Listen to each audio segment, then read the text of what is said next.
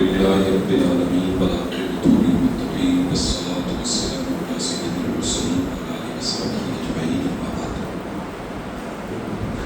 فأعوذ بالله من الشيطان الرجيم بسم الله الرحمن الرحيم إن الله وملائكته يصلون على النبي يا أيها الذين آمنوا صلوا عليه وسلموا تسليما اللهم صل على سيدنا مولانا محمد وعلى آل محمد كما تحب وترضى بأن تصلي عليه صلاة وسلاما عليك يا سيدي يا رسول الله سیدی نبی اللہ صلی اللہ علیہ وسلم. پچھلے جمعہ ہم نے سورہ بقرہ کی آیت نمبر 157 اس کی تلاوت، اس کا ترجمہ اور اس کی تفسیر کا کچھ حصہ سنا تھا. انشاءاللہ تعالی پچھلے جمعہ جہاں ہم نے بات چھوڑی تھی آج وہاں سے آگے بڑھائیں. ارشاد باری تعالی ہے اعوذ باللہ من الشیطان الرجیم بسم اللہ الرحمن الرحیم اولئک علیہم صلوات من ربهم ورحمہ وَأُولَئِكَ هُمُ الْمُهْتَدُونَ. صدق اللہ. ترجمہ: یہی لوگ ہیں جن پر بار بار درود ہے ان کے پروردگار کی طرف سے اور رحمت ہے، اور یہی ہیں ہدایت یافتہ.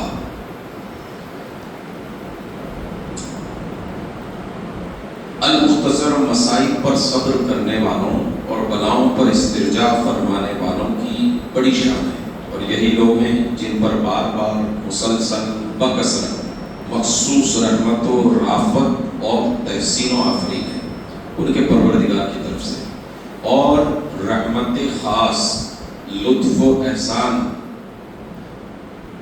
ہے، اور یہی وہ خوشبخت اور سعادت مند لوگ ہیں جو ہدایت یافتہ ہے. یہاں دیکھیے لفظ ہے سعادت. کیا لفظ ہے؟ سعادت. یہاں چھوٹی سین ہے. کون سی سین ہے؟ چھوٹی سین. اور چھوٹی سین کے بعد گجراتی والا ہ نہیں ہے بلکہ عین ہے. کیا ہے؟ عین. یہاں لفظ بنتا ہے سعادت، اور بالکل ایک ملتا جلتا لفظ ہے، مگر اس کے جو مخارج ہیں، اس کے جو حروف ہیں وہ الگ ہیں. وہ کیا ہے؟ شہادت. ایک ہے شہادت اور ایک ہے سعادت. بولنے میں دونوں سیم معلوم ہوتے ہیں. اس کا فرق وہی سمجھ سکتا ہے جس نے تجوید کو پڑھا ہے یا جو حروف کے مخارج کو سمجھتا ہے. دونوں کے معنی بھی زمین آسمان کا فرق ہے. سعادت کہتے ہیں اللہ تعالی کی طرف سے کسی نیکی کی توفیق کو مل جانا. مثال کے طور پر ہم سب نے عشاء کی نماز پڑھی، تو اگر ہم اس کا کہیں ذکر کریں تو ہم یہ کہہ سکتے ہیں کہ اللہ تعالیٰ نے آج ہمیں عشاء پڑھنے کی سعادت مندی عطا کی. کیا کی؟ سعادت مندی. میں نے آج قرآن پڑھا، یہ مجھے سعادت نصیب ہوئی. ایک یہ. اب شہادت دیکھیں، شہادت اس کو کہتے ہیں کہ ایک مشہور اس کا معنی ہے کیا ہے کہ جو اللہ کی راہ میں شہید کر دیا. مگر اسی شہادت کا ایک دوسرا معنی ہے. اسی شہادت کا بڑی شین ہے الف دال اور تے. ایک معنی کیا ہوا؟ جو اللہ کی راہ میں. اور اسی شہادت کا بڑی شین والے کا اسی کا ایک معنی ہے گواہی دینا. کیا؟ گواہی دینا. مثال کے طور پر جب بھی نیا چاند نظر آتا ہے تو کہتے ہیں شہادت ملی. کیا کہتے ہیں؟ شہادت ملی، یعنی گواہی ملی. اور ایک یہ ہوتا ہے کہ کوئی ایسا جانباز اللہ والا جس نے اپنی جان کو اللہ کی راہ میں قربان کر دیا، تو ہم اس کے تعلق سے کہتے ہیں اللہ تعالیٰ کی طرف سے اسے شہادت نصیب ہوئی، شہادت کا درجہ نصیب ہوا. تو لفظ ایک ہے مگر معنی دو ہے. حالانکہ یہ بھی ملتے جلتے ہیں مگر اس کا ابھی وقت نہیں ہے. تو یہاں صاحب تفسیر لکھتے ہیں کہ وہ خوش بخت کہتے ہیں خوش نصیب کو. سوچئے کہ آج مان لیجئے کہ جتنے لوگوں نے ابھی عشاء کی نماز پڑھی، یہ اگر نہیں پڑھتے تو کیا کرتے ہوتے؟ کوئی اپنے گھر میں ہوتا، کوئی ٹی وی دیکھ رہا ہوتا، کوئی موبائل، کوئی کہیں گھوم رہا ہوتا، کوئی چکر کاٹ رہا ہوتا. تو اسے خوش نصیبی نہیں کہتے کہ مسجد میں اذان ہو جائے، آپ اپنے گھر میں ٹکے ہوئے ہیں، آپ باتوں میں مشغول ہیں، آپ ٹی وی دیکھ رہے ہیں، آپ موبائل چلا رہے ہیں. لیکن اگر اذان سنتے ہی آپ مسجد آ گئے تو یہ خوش بختی ہے کہ اللہ نے آپ کو عشاء کی نماز پڑھنے کے لیے بلا لیا. اسے کیا کہتے ہیں؟ خوش بختی، خوش نصیبی. اور نماز پڑھ لینے کے بعد اللہ تعالیٰ کی طرف سے یہ جو ہم پر احسان کیا گیا، یہ ہمارے لیے سعادت کی بات ہے. کوئی کام، اچھا کام ہم کر جائیں تو ہم کہتے ہیں سعادت کی بات ہے. اللہ تعالیٰ نے ہم سے یہ کام لے لیا، ہم سے یہ کام کروا لیا. بہت سارے لوگ آپ کو ایسے ملیں گے کہ اگر وہ کوئی اچھا کام کر جائے نا تو آپ ان کی تعریف کریں تو کہتے ہیں نا یہ اللہ تعالیٰ کی طرف سے، میری کوئی حیثیت نہیں ہے. اللہ کا احسان ہے کہ اس نے مجھ چھوٹے آدمی سے، مجھ جیسے کمزور آدمی سے اللہ نے یہ کام لے لیا. اور یہی الفاظ اللہ کو بہت پسند ہے. یہی عاجزی، یہی انکساری بندوں کی اللہ کو بہت پسند ہے. اللہ مجھے اور آپ کو عاجزی اور انکساری نصیب فرمائے. آگے دیکھیں، ان نیک بختوں کو صبر و شکر کے بدلے میں صلاۃ و رحمت کی شکل میں کیا ہی اچھا بدلہ عطا فرمایا گیا. اور اس پر مستزاد یہ کہ ان کے ہدایت یافتہ ہونے کی سند بھی عطا فرما دی گئی. کتنی پیاری بات ہے کہ وہ نیک بخت، وہ اللہ والے. دیکھیے صبر وہی کرتا ہے جسے اللہ کی قدرت پر ایمان ہوتا ہے. اس کے سوا صبر کا کیا ہے؟ ہم نے نہیں دیکھا یہ جتنے جھگڑے فساد ہیں. آپ دیکھیے اگر بندہ صبر کر لے، دو آدمیوں کے بیچ میں تو جھگڑا ہوتا ہے، کبھی میاں بیوی کے بیچ میں، کبھی بھائیوں کے بیچ میں، کبھی دوستوں کے بیچ میں، کبھی پڑوسیوں کے بیچ میں. مان لیجئے کہ ایک پڑوسی نے جھگڑا شروع کیا، گالی دے دی اور پڑوس والے نے سن لیا، چھوڑو یار، تو بتاؤ جھگڑا آگے بڑھے گا؟ ختم. چھوڑو، بات ختم کرو، تو جھگڑا بڑھے گا نہیں. لیکن اگر پڑوسی کہے تیری ہمت، تو نے مجھے ایک گالی دی، میں تجھے دو گالی، تو نے مجھے ایک تھپڑ مارا، میں تجھے. اس سے کیا ہوتا ہے؟ یہاں کیا ہوا کہ اگر صبر کر لیتا، اچھا کوئی کسی کو گالی دے دے، ہم دیکھیں مجھے عجیب لگتا ہے کہ کوئی ہمیں گالی دے دے نا تو آدمی بڑا تاؤ میں آ جاتا ہے، بڑا جوش. تیری ہمت، تو نے مجھے گالی دی. مجھے یہ بتاؤ کہ اگر کسی نے گالی دے دی تو آپ کی کتنی تولا عزت کم ہو گئی؟ ایک سوال ہے میرا، اگر آپ کو کوئی گالی دے دے، کوئی بھی گندی بھی گالی دی، تو کیا آپ کی عزت چلی گئی؟ بولے نا نہیں، اس سے کوئی فرق پڑنے والا. لیکن اگر آپ نے صبر کر لیا نا تو وہ بری بات، وہ گالی اسی کی طرف لوٹ جائے. کوشش کرو گے انشاءاللہ. کسی کی بات سن لینے سے، اگر جھگڑا ٹالنے کی وجہ سے آپ صحیح بھی ہیں مگر اس نے آپ کے ساتھ غلط کیا، زیادتی کی، آپ کو گالی دی، آپ کو دھکا دیا، لیکن آپ نے صرف اس لیے کہ کون اس کے منہ لگے، چھوڑو ختم کرو اس کو، تو اللہ کے رسول صلی اللہ علیہ وسلم فرماتے ہیں کہ حق پر ہونے کی وجہ سے میرا کوئی امتی اگر جھگڑا چھوڑ دے تو میں آمینہ کالا کل بروز قیامت میں اسے عزت دلاؤں گا. کبھی اندازہ کیا ہے کہ جسے اللہ کا رسول عزت دلائے، اس کا مقام، اس کا مرتبہ؟ تو دنیا داروں سے عزت چاہیے یا اللہ کے رسول سے؟ کوشش کریں گے تھوڑے سے بدلاؤ کی، کوشش کریں گے انشاءاللہ. اللہ تعالیٰ ہم سب کو توفیق عطا فرمائے. تو کیا بدلہ ملا؟ ان نیک بختوں کو صبر و شکر کے بدلے اللہ تعالیٰ کی خاص رحمت. یہ اللہ کہہ رہا ہے 157ویں آیت ہے سورہ بقرہ کی. اللہ تعالیٰ کہتا ہے خاص رحمت کس پر؟ جس نے صبر کیا. اب آپ اندازہ لگائیں خاص رحمت کا ذکر کبھی نمازیوں کے لیے نہیں کیا, کبھی قرآن پڑھنے والوں کے لیے. ہاں رحمت سب کو ملتی ہے, مگر یہاں اللہ تعالیٰ سند کے ساتھ اگر تم نے صبر کر لیا, میرے لیے صبر کیا, تو اللہ تعالیٰ فرماتا ہے میری خاص رحمت ہے. اور کیسی؟ مسلسل, جب تک اس برائی کا اثر آپ کے ذہن پر رہے گا. آپ کو بار بار شیطان بھی بار بار نفس یاد کراتا ہے, اس نے تجھے گالی دی, تو نے کچھ نہیں کیا. اس نے تجھے گالی دے دی, محلے کے بیچ میں دی, تو نے کچھ نہیں کیا. یہ نفس ہے نا, بار بار اس بات کو یاد کرانا, ریپیٹ کرانا ہے. اور یہ کہتا ہے بار بار چھوڑو, میں نے اللہ کے لیے چھوڑا ہے, میں نے اللہ کے لیے معاف کیا. تو یہ نفس اور شیطان کے لیے بڑا بھاری مرحلہ ہے. تو سب سے بڑی بات کیا ہوگی کہ اس نے اپنے نفس کو مات دی. یہ ہمارے اتنے بڑے بڑے بزرگاں کی تھی. سرکار غوث پاک رضی اللہ تعالیٰ, آپ نے ہو سکتا ہے میری تقریر میں واقعہ سنا ہو, آپ فرماتے ہیں جب مجھ پر شیطان کی طرف سے وار پر وار اور مشکلات جب مجھے گھیر لیتی تھی, تو سرکار غوث پاک فرماتے ہیں کہ میں سورہ الم نشرح کی وہ آیت ان مع العسر یسرا فإن مع العسر یسرا, اللہ تعالیٰ فرماتا ہے ہر مشکل کے ساتھ آسانی.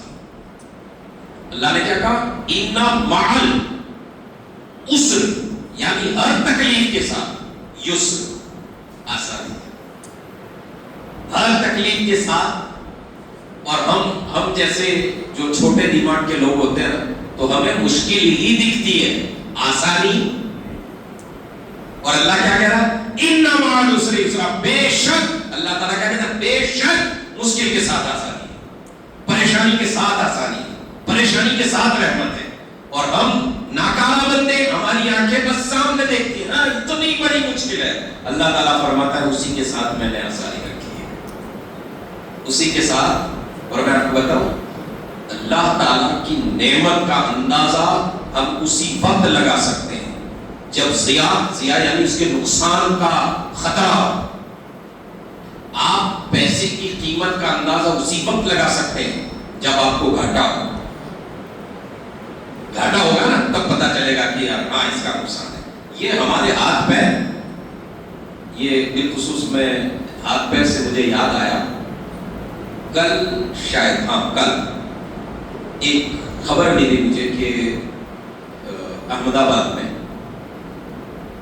3 ایسے بچے غالباً 15-17 کے آس پاس کی عمر رہی ہوئی, اپنے باپ کی ایکٹیوا جو ہوتی ہے نا موٹر سائیکل چھوٹی سی جو کوئی بھی لے کر نکل جاتا ہے, 3 بچے ریور فرنٹ پر, کل کی بات کر رہا ہوں, ریور فرنٹ پر 3 بچے ایکٹیوا لے کر نکلے گھر سے, اور اس میں سے ایک بھی بالغ نہیں, ایک بھی بالغ نہیں. پتہ نہیں ان کی سپیڈ تھی یا کوئی مسئلہ تھا. تینوں بچے جو ٹکرائے ہیں, زمین پر گرے ہوئے, روڈ پر گرے ہوئے, وہ چیخ رہے ہیں, چلا رہے ہیں. کسی کی وومیٹنگ ہو رہی ہے, کسی کے سر سے خون بہ رہا ہے. میں آپ کو بتاؤں, یہ صرف اس بچے کی غلطی نہیں ہے, ٹھیک ہے نا, میری بات ٹھیک ہے. میں اس لیے کہہ رہا ہوں کہ آپ کے گھر میں بھی 15-17 کی عمر کے بچے ہیں, غور کیجیے. آپ سوچیں کہ اگر اس بچے کے دماغ پر کوئی اثر ہو گیا, کسی کا سر پھٹ گیا, ہارٹ ڈیمیج ہو گیا, پیر ڈیمیج ہو گیا, کیا اس کو برداشت کر پاؤ گے؟ ہم کبھی کبھی جوش میں آ کر بچوں سے کہہ دیتے ہیں نا بیٹا اپنی تو گاڑی لے کے نکلنا. جناب گاڑی آپ کی ہے, بیٹا آپ کا ہے, سڑک آپ کی, سامنے چلانے والا, دوسری گاڑی چلانے والا آپ کا. غلطی آپ کے بیٹے سے بھی ہو سکتی ہے, اگر اس سے نہ ہوئی دوسرے نے غلطی کی. کبھی کبھی اللہ نہ کرے آپ بیٹے سے ہاتھ دھو بیٹھے, احتیاط کیجیے. بچوں کو بتائیے کیا صحیح کیا غلط. بچوں کو چھوٹ دینا برا نہیں ہے, مگر ایسی چھوٹ نہ دو کہ آپ کا بچہ لائف ٹائم کے لیے اپاہج ہو جائے۔ اب ان ماں باپ کو آج احساس ہو رہا ہوگا کہ کاش ہم نے بچوں کو روکا ہوتا تو ان کا سر نہ پڑتا، ان کے ہاتھ پیر ڈیمیج نہ ہوتے۔ ایسے واقعات تو آپ سینکڑوں دیکھتے ہیں، مگر احساس کب ہوا نعمت کا؟ جب ہاتھ گیا، جب سر پھٹا، تب احساس ہوا کہ آنکھیں کتنی قیمتی ہیں، ذہن کتنا قیمتی ہے۔ تو میں یہ کہتا ہوں، میری ایک ریکویسٹ ہے، گزارش ہے، کیا کسی نعمت کا احساس کرنے کے لیے نقصان اٹھانا ضروری ہے؟ سر پھٹے گا تبھی احساس ہوگا کہ دماغ کی کیا قیمت ہے، ہاتھ ٹوٹے گا تبھی پتہ چلے گا کہ ہاتھ کی کیا قیمت ہے۔ کیا ماں باپ کا کوئی رول نہیں، کوئی ذمہ داری نہیں؟ اللہ نہ کرے ہمارا ہی بچہ لے کر نکلا اور اگر اس نے کسی کو ٹکر مار دی، وہ گرا، ہیمریج ہو گیا، یہ بہت سارے نقصانات ہیں۔ آپ اگر آپ کا بچہ لے کر نکلتا ہے تو اسے بتائیے صحیح کیا غلط کیا، کیسے چلنا ہے۔ اور بالخصوص آج کے جو نوجوان جب چلتے ہیں نا بائک لے کر، تو کبھی کبھی جب وہ پیچھے 10 فٹ پیچھے ان کی گاڑی ہوتی ہے تو ان کی آواز ہوتی، تو گاڑی motor bike motor cycle 10 foot پیچھے ہے، مگر اس کے دوڑنے کی جو آواز ہے نا وہ 10 فٹ پہلے سے آ رہی ہے۔ آپ اندازہ لگا لیں اس کی سپیڈ کیسی ہوگی۔ اور اللہ نہ کرے ایسے وقت میں کوئی چیز آ گئی ٹائر کے نیچے، وہیل کے نیچے، تو آپ جانتے ہیں اس باڈی کا کیا حال ہوگا۔ اپنے بچوں کو سمجھائیں، محبت سے سمجھائیں۔ میں یہ نہیں کہتا کہ آپ ان پر پابندی لگا دیجیے، مگر ان کو سمجھائیں کہ بیٹا اگر ایسا کوئی نقصان ہوا تو ہاتھ، دماغ، آنکھیں یہ بار بار آنے والی چیز، اس کی قیمت سمجھو۔ اللہ تعالیٰ نے ہر انسان کو آنکھیں، دماغ، سر، زبان، منہ، ہاتھ، پیر دے کر اللہ تعالیٰ نے سب انسانوں کو کروڑوں پتی بنا کر بھیجا ہے، اور یہ بالکل ہمیں فری میں ملا ہے۔ اس کی قدر کیجیے، کوشش کریں گے انشاءاللہ۔ خیر، اللہ تعالیٰ ہمیں صحیح معنوں میں خود کو اور عمل کرنے کی توفیق عطا فرمائے، اور بچوں کو بھی اللہ تعالیٰ ہمیں سمجھانے کی توفیق عطا فرمائے۔ تو اللہ تعالیٰ کی طرف سے صبر کرنے والوں پر مسلسل رحمتیں نازل ہوتی ہیں، لگاتار، اور اس پر اللہ تعالیٰ کی طرف سے انعام کیا کہ یہی ہدایت یافتہ ہے، اس کی سند دی اللہ۔ اب سوچیں کہ ایک آدمی کے تعلق سے آپ کی مسجد کا امام کہے کہ بہت اچھا آدمی ہے، ہدایت پر ہے، کسی کے لیے پیر صاحب کہے کہ اچھا آدمی ہے، ہدایت پر، کسی کے لیے اس کا استاد کہے، مگر کبھی آپ نے سوچا ہے کہ اللہ کہے یہ میرا بندہ ہے، اس سے بڑی کوئی سند، اس سے بڑا کوئی سرٹی؟ اور یہ کس کو ملا؟ جو مصیبتوں پر صبر کرتے ہیں۔ اور اگر مصیبت آ گئی تو صبر کرنے کے ساتھ ساتھ اگر وہ کہیں جیسے کلمہ استرجاع کیا ہے؟ انا للہ و انا الیہ راجعون۔ اگر نقصان ہو گیا کسی بھی چیز کا، پیسے کا، آپ کا بچہ گر گیا، یا کوئی اور نقصان ہوا، کسی کا انتقال ہو گیا، آپ کے خاندان کا تھا انتقال ہو گیا، اور آپ نے کہا انا للہ و انا الیہ راجعون، تو اللہ تعالیٰ فرماتا ہے تو نے یہ کہہ کر اور یہ مان لیا کہ میں بھی اللہ کے لیے ہوں، جو گیا ہے وہ بھی اللہ کے لیے تھا، میرے پاس جو پیسہ ہے، جو مال ہے، وہ بھی اللہ کے لیے ہے، اگر اس میں سے کوئی نقصان بھی ہو گیا تو یہ اللہ کی مرضی ہے۔ تو ایسوں کے لیے اللہ تعالیٰ کہتا ہے اگر تم میرے لیے صبر کرو گے، میرے لیے استرجاع کرو گے، تو اللہ تعالیٰ کی طرف سے تمہیں کیا ملے گا؟ مسلسل رحمتیں۔ اور اللہ تعالیٰ فرماتا ہے کہ وہ وہی لوگ ہدایت یافتہ ہیں۔ آگے دیکھیں، اب اگر ایک طرف یہ درود کی شکل میں آخرت کی جمیع برکات و عنایت ان کے لیے ہے، تو دوسری طرف مخصوص رحمت کی صورت میں دنیا کے نقصانات سے حفاظت بھی ان کے لیے ہے۔ بڑی پیاری بات صاحب تفسیر نے لکھ دی، لیکن یہ پہلو میرے ذہن سے اجل ہو رہا تھا، اور یہی تفسیر سننے کا فائدہ ہے۔ توجہ سے سنیے گا، اس بات پر میں اپنی گفتگو کو ختم کروں گا۔ صاحب تفسیر لکھتے ہیں اب اگر ایک طرف یہ درود یہاں درود کے معنی جو اللہ تعالیٰ کی طرف سے بندوں پر رحمتیں اترتی ہیں، یہ درود کی شکل میں آخرت کی جمی برکات و عنایت ان کے لیے ہے۔ یعنی یہ جو اللہ تعالیٰ کی رحمتیں صرف دنیا کے لیے نہیں ہیں۔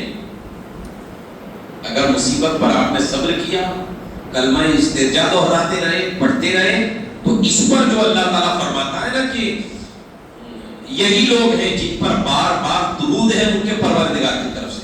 تو صاحب تفسیر اس کے خلاصے میں لکھتے ہیں کہ یہ جو بار بار درود کی بات ہے، یہ صرف دنیا پر رحمت نہیں ہے، بلکہ یہ آخرت میں تمہارا سرمایہ بنے گی۔ آخرت میں تمہارا سرمایہ بنے گی۔ اور یاد رکھیے کہ جو نیکیاں، جو عمل آخرت کا سرمایہ بنتے ہیں، وہ بخشش کا سبب بنتے ہیں۔ وہ بخشش کا سبب۔ پتا چلا کہ بخشش کا کتنا آسان راستہ اللہ نے ہمیں دیا، اگر ہم صبر کا دامن پکڑ لیں۔ صبر کا دامن پکڑ لیں، لیٹ گو، درگزر، چھوڑو جو ہوا، اللہ مالک ہے۔ اگر آپ نے یہ چیز اپنا لی میری زندگی میں، آپ کی زندگی میں، اگر یہ چیز اتر گئی تو یہ ہماری بخشش کا سبب بھی بن سکتی ہے۔ تو دوسری طرف مخصوص رحمت کی صورت میں دنیا کے نقصانات سے حفاظت بھی ان کے لیے ہے۔ اب دوسری چیز دیکھیے کہ ایک تو ہو گیا درود، اور پھر اللہ تعالیٰ فرماتا ہے مخصوص رحمت۔ تو مخصوص رحمت سے مراد کیا ہے؟ تو فرماتے ہیں یہاں اللہ تعالیٰ نے جو مخصوص رحمت کی بات کی ہے، اس سے یہ ہوگا کہ مان لیجئے کہ آپ کا ایک نقصان ہو گیا اور آپ نے صبر بھی کی، اس پر انا للہ و انا الیہ راجعون پڑھتے ہیں۔ میں نے اگر آپ کو یاد ہو تو یہ جو انا للہ و انا الیہ راجعون کی جو تفسیر ہم نے 1 مہینے تک سنی، اس میں ایک بات کہی تھی اور یہ عمل بھی ہے، اسے یاد کر لیجئے کہ اگر آپ کے کاروبار میں نقصان پر نقصان ہے تو نماز کی عادت بنائیے اور دن بھر میں 100 مرتبہ انا للہ و انا الیہ راجعون۔ نقصانات ہوتے ہیں، گھر میں لوگ بیمار رہتے ہیں، گھر میں پریشان رہتے ہیں، گھر میں جھگڑے و فساد رہتے ہیں، تو نماز کی عادت بنائیے اور دن بھر میں 100 مرتبہ، آگے پیچھے 11 مرتبہ درود شریف اور ایک تسبیح 100 دانوں والی۔ جب بھی آپ کوئی تسبیح لیں تو پہلے اس کے جو دانے ہیں نا، اس کو اچھی طرح گن لیں، 1 2 3 4۔ کبھی کبھی کیا ہوتا ہے، سعودی سے جو تسبیح آتی ہے، اکثر میں نے دیکھا ہے سعودی کی جو تسبیح ہوتی ہے نا، اس میں کبھی 102 دانے ہیں، 103 ہیں، 105 ہیں، اور کبھی کبھی 97۔ اب آپ سوچ رہے ہیں میں نے کوئی تسبیح لے لی، اس کے دانے آپ نے اس کا حساب نہیں لگایا، اس کو گنا نہیں، اور آپ نے شروع کر دیا، تو آپ سوچ رہے ہیں میں 100 پڑھ رہا ہوں، اور کبھی 97 ہوتے ہیں تو کبھی 100 کتنے ہوتے ہیں، 105۔ اور یہ جو تعداد ہے نا 100 کی، اس کی ایک مثال میں آپ کو بتا دوں۔ یہ جو ہمارا مسجد کا گیٹ ہے، نماز کے بعد سارے نمازی جب چلے جاتے ہیں تو اس کو کیا کر دیا جاتا ہے، لاک۔ اب مان لیجئے کہ مسجد کے متولی کے پاس چابی ہے اور تالا لگا ہوا ہے، آپ مسجد میں انٹری کرنا چاہتے ہیں، تو آپ مان لیجئے کہ متولی صاحب یا ٹرسٹی موجود نہیں ہے، آپ تالا کھولنا چاہتے ہیں، تو آپ کے گھر کی چابی ہو اور آپ لگائیں تو کھل جائے گا؟ کیوں نہیں کھلے گا؟ کیونکہ اس کے ناکے اور اس کے ناکے بولے نا، تو یہ جو ناکے فرق ہو جائے تو ایک تالا نہیں کھلتا۔ تو تسبیح کی گنتی میں اگر فرق ہو گیا تب بھی یہ نقصان، تلاوت کرنے کا ثواب مل جائے گا، مگر ایک جو نیت لے کر آپ چلیں اس مقصد تک نہیں پہنچ پائیں۔ تو کوشش کریں انشاءاللہ روزانہ 100 مرتبہ، آگے پیچھے 11 مرتبہ درود شریف پڑھتے رہیں۔ اگر کبھی آپ کا کاروبار خوب چلتا تھا مگر بالکل، کبھی کبھی لوگ کہتے ہیں نا بابا میرا پہلے بہت چلتا تھا مگر ابھی پتہ نہیں کیا ہو گیا، کسی نے کچھ کر دیا۔ یہ جو سسٹم ہے نا ہمارے سماج میں، کسی نے تھوڑا بول اچھا لگتا ہے، کسی نے؟ ارے میرے بھائی سارے لوگ فری نہیں بیٹھے ہیں. کبھی آپ کا جو بالکل ایسا دشمن, اچھا دشمنی سے زیادہ ہمارے سماج میں حسد ہے. دشمنی کب ہے؟ حسد ہے. کیا ہے؟ حسد ہے. اور بندہ اس کو سمجھ ہی نہیں پاتا. دیکھیں مجھے اللہ نے یہ شکل عطا فرمائی, اللہ کی توفیق سے میری باڈی پر یہ جو کپڑے ہیں, یہ اس میں میرا کیا دخل ہے؟ اللہ نے چاہا یہ کسی نہ کسی طریقے سے میرے جسم پر پہنچے. آپ جو پہن رہے ہیں نا, یہ بھلے آپ کہتے ہو میں خرید کے لایا, مگر خریدنے کا پیسہ آیا کہاں سے؟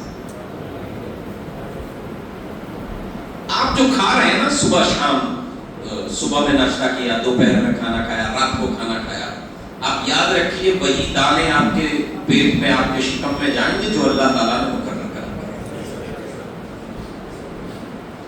تو یاد رکھیے جب بھی کسی سے ایسا لگنے لگے نا, یار یہ آپ کو لگے نا یہ مجھے پسند نہیں ہے, بندہ ہماری ایک بولی ہے, ہم کیا کہتے ہیں, مجھے یہ پسند نہیں. جب آپ کسی کے بھی تعلق سے یہ جملہ کہیں, یہ تصوف کی بات ہے, بہت ذہن حاضر رکھ کے سنیے گا, اگر یہ چیز دل میں اتر گئی, روح میں اتر گئی, تو لائف بدل کے رہ جائے گی انشاءاللہ. جب آپ کو لگے نا, ہم کہتے ہیں نا کسی کا, یار مجھے وہ آدمی پسند نہیں, کیا کہتے ہیں, وہ آدمی پسند نہیں. جب آپ یہ جملہ بولے نا, ٹھیک ہے بول رہے, مگر آپ اس جملے کو یاد رکھیے, اور یاد رکھنے کے بعد جب آپ تنہا ہو, اپنے گھر میں ہو, چاہے مسجد میں ہو, چاہے بالکل اکیلی جگہ میں, آپ اس جملے کو سوچئے کہ میں نے اس کے تعلق سے ایسا کیوں کہا, میں نے اس کے تعلق سے کیا واقعی میں وہ مجھے پسند نہیں, اس کی برائیاں میری برائیوں سے زیادہ ہیں. آپ اس وقت اپنی برائیوں کو بھی یاد کیجئے جو آپ کے گناہ ہیں, اور جب آپ اس طرح ایک دوسرے کو میچ کریں گے نا, اگر آپ کی غلطی ہے تو اندر سے روح آواز دے گی, تو نے کہہ تو دیا تجھے پسند نہیں, مگر یہ تجھے بولنے کا حق. اور جب یہ ہمارے گجراتی زبان میں اس کو انتر آتما کہتے ہیں, کیا کہتے ہیں گجراتی میں, کیا کہتے ہیں, انتر آتما. اور ہمارے جو اسلاف ہیں نا, وہ اس بات کو محاسبہ کہتے ہیں. اپنا محاسبہ کرو, اپنا حساب, اپنی سوچوں کا جو آپ کے ذہن میں وسوسات آتے ہیں لوگوں کے تعلق سے, آپ اس کا محاسبہ کرو. محاسبہ کرنے کی عادت آ گئی تو انشاءاللہ تعالیٰ لوگوں کے تعلق سے اچھے خیالات پیدا ہونا شروع ہو جائیں, اچھے خیالات. اور یاد رکھیے کوئی گناہ بھی کر رہا ہوں, ہم جوا کھیلتے بھی لوگوں کو دیکھتے ہیں, شراب پیتے بھی لوگوں کو دیکھتے ہیں, برا کام کرتے ہوئے بھی دیکھتے ہیں, گالی بولتے ہوئے بھی دیکھتے ہیں, جھوٹ بولتے ہوئے بھی, حالانکہ سچائی ہمیں پتہ ہوتی ہے اور ہم جانتے ہیں کہ یہ جھوٹ بول رہا ہے. تو اس سے نفرت کرنے کے بجائے اس گناہ سے نفرت کیجیے. جب آپ کو لگتا ہے نا, ہم کہتے ہیں, کیا کہتے ہیں, یار کوئی جھوٹ بولتا ہے تو میرا خون کھول جاتا ہے, کیا کہتے ہیں, کوئی جھوٹ بولتا ہے تو کبھی اسی سینٹنس کو آپ اپنے اوپر فٹ کیجیے. کیا آپ کبھی جھوٹ بولے, کیا آپ خود کبھی جھوٹ بولتے, اور اگر ہاں تو آپ کو اپنے آپ سے نفرت کیوں نہیں ہوتی؟ یہ ہمارے بزرگوں کی تعلیم ہے, اور جب انہوں نے تعلیم دی نا تو مسلمان جس راہ سے گزرا, لوگوں کی آنکھوں کی ٹھنڈک بن کے گزرا. یہ چیزیں آج ہمارے زندگی سے نکل رہی ہیں. کوشش کریں گے, بات تھوڑی ہارڈ ہے, لیکن اگر کام کرنا شروع ہوا نا اس پر تو زندگی آسان ہو جائے, آخرت آسان ہو جائے. کوئی بھی عمل جب آپ کو زیادہ اس پر غصہ آنے لگے نا, تو یہ غصہ آپ کی طرف سے نہیں ہے, یہ شیطان چاہتا ہے آپ غصہ کریں. زیادہ غصہ آئے گا تو فتنہ پیدا ہوگا. کیا ہوگا؟ فتنہ پیدا. اچھی بات اس میں سدھار آنے کے بجائے بگاڑ پیدا ہوگا, اور شیطان چاہتا ہے کہ اسی کے ذریعے بگاڑ پیدا ہو, اسی کے ذریعے فساد پیدا ہو. اور جب اسی بات کو ہم اپنے اوپر فٹ کر کے دیکھیں گے انشاءاللہ, تو اس میں اچھی راہیں نکل آئیں گی. کوشش کریں گے انشاءاللہ. اگلے جمعہ ہم یہاں سے تفسیر کو آگے بڑھائیں.